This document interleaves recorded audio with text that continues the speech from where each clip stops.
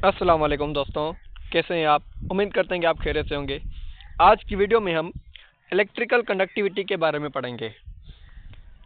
पिछली वीडियो में हमने आयनाइजेशन एनर्जी के बारे में पढ़ा था और उससे पहले एटॉमिक रेडियाई को भी डिस्कस किया था। और आज की वीडियो में हम इलेक्ट्रिकल कंडक्टिविटी को डिस्कस करेंगे। सबसे पहले तो इलेक्ट्रिकल कंडक्टिविटी क्या है उसके बारे में पढ़ेंगे कि electrical conductivity is a measurement of materials capability to conduct electric current. यानी किसी भी मटेरियल की इलेक्ट्रिसिटी को कंडक्ट करने की कैपेबिलिटी को हम इलेक्ट्रोकंडक्टिविटी कहते हैं। वो किस कुव्वत से, किस शिद्दत से, किस इंटेंसिटी से चार्ज्ड पार्टिकल को कंडक्ट करता है, फ्लो करवाने में मदद करता है। उस मटेरियल की जो कैपेबिलिटी होती है उस कैपेबिलिटी को हम इलेक्ट्रिकल कंडक्टिविटी कहते हैं। मज़ीद पढ़ते हैं कि it is a measure of how easily electric charge such as electron can flow through a substance.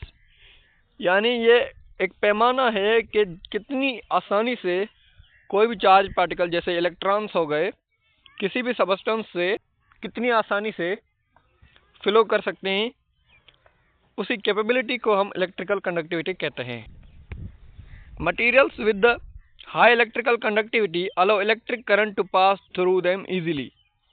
Jin materials की इलेक्ट्रिकल कंडक्टिविटी हाई होती है उनमें से इलेक्ट्रिक करंट इजीली पास हो सकता है। while materials with the low electrical conductivity hinder the flow of electric charge।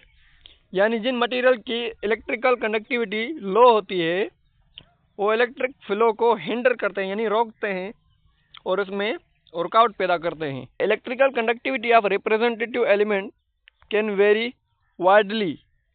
Alkali metals and alkaline earth metals generally exhibit high electrical conductivity. जैसा कि हमको पता है कि आयनाइजेशन एनर्जी और एटॉमिक रेडियाई की तरह इलेक्ट्रिकल कंडक्टिविटी मुख्तलिफ ट्रांजिशन एटम्स की मुख्तलिफ होती है। तो इसी तरह अल्कली मेटल और अल्कलाइन अर्थ मेटल की जो इलेक्ट्रिकल कंडक्टिविटी है वो सबसे ज़्यादा है।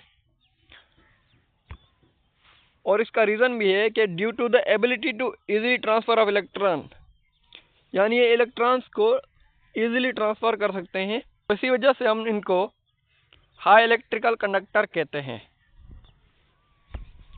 अब आते हैं ग्रुप 3A के बारे में कि group 3A element display moderate electrical conductivity.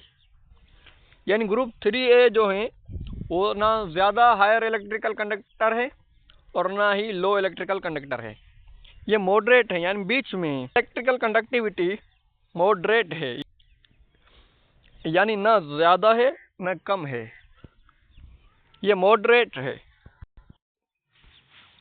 While elements in the group 4A have variable electrical conductivity ranging from poor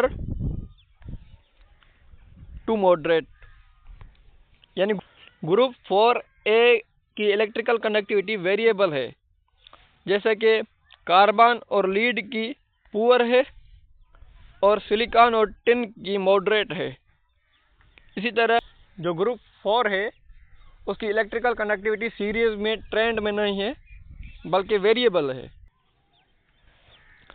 group 5, 6 and 7 elements typically have poor electrical conductivity. यानी जो ग्रुप 5, 6 और 7 है इनकी electrical conductivity poor है, यानी ये electrical current pass तो कर सकते हैं लेकिन बहुत ही कम तरीके से पास कर सकते हैं, इनकी इलेक्ट्रिकल कंडक्टिविटी बहुत ही पुअर है। अब आते हैं नोबल गैस की तरफ, यानी ग्रुप 8A की तरफ। कि noble gas on the other hand have extremely low electrical conductivity.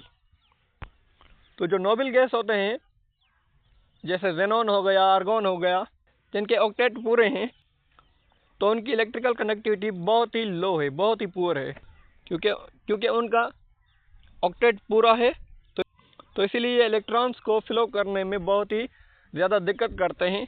तो दोस्तों हमने 8 ग्रुप की इलेक्ट्रिकल कंडक्टिविटी के बारे में पढ़ लिया। तो आज का हमारा टॉपिक यहीं तक था। उम्मीद करते हैं कि आपको वीडियो अच्छी लगी होगी। वीडियो को लाइक कर दें, चैनल को सब्सक्राइब कर दें। शुक्रिया।